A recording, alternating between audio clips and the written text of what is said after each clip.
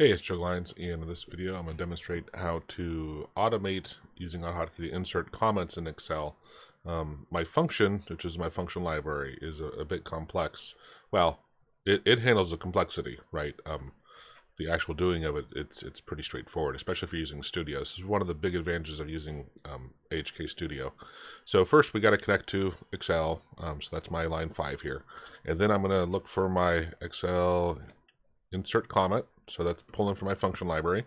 I need to connect to the handle to Excel, which is what we did in line 5, so that'll be Excel.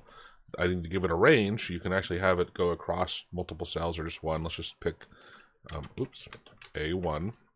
And then what's the comment going to be? Wow, this is cool. Okay. Now, do you want it to be default to where it's visible or just where it's hidden and it has that little red arrow thing in the corner? So we'll put that as a 1 so it'll be visible. You can adjust the size of the font. The default is 11, so if you just skip this one, it won't affect it at all. The default font I set to Arial. Of course, you can also change that. Maybe Arial Narrow might be a better choice depending on how much you're writing. And then you can change the background color. So the default is 5. And let's go ahead and just leave all those the same. I'm going to save it, reload it, and run it. And there it dumps in, it has it visible, dumps it in. Let's see if I just, change that to 0. Oh, I hit overtype, sorry. Oh, I hate that stupid. There we go. Got out of it. No, I didn't.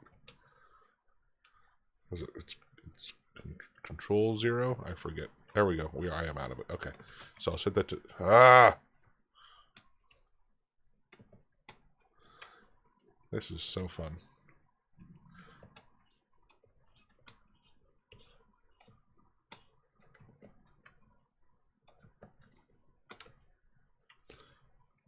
I'll just use the one. All right, let's set it to 0. And I'll just add that. I'll figure this out here. I thought it was Shift. Oh, yeah, Shift Insert on the keyboard because I disabled my Insert button, so I know that's not it. But yeah, Shift Insert. That doesn't seem to be doing. Is it Control Insert? No. Alt Insert. Anyway, all right, I'll figure out. So that just makes it where it's got that little red arrow thing here that you would usually. Oh, I gotta activate Excel first, and you mouse over it, then it'll pop up, right? Let's say we wanted to set it to a smaller font, so let's make that a size 8 font, and let's use Arial Narrow because that's easy to tell the difference on.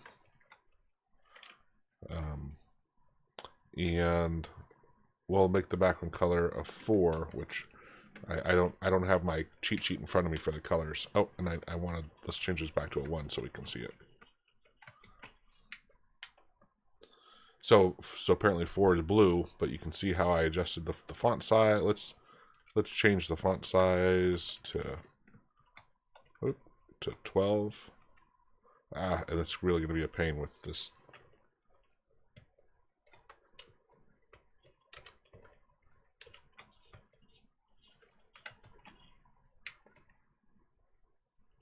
Oh, I got rid of my quote. Yeah, come on.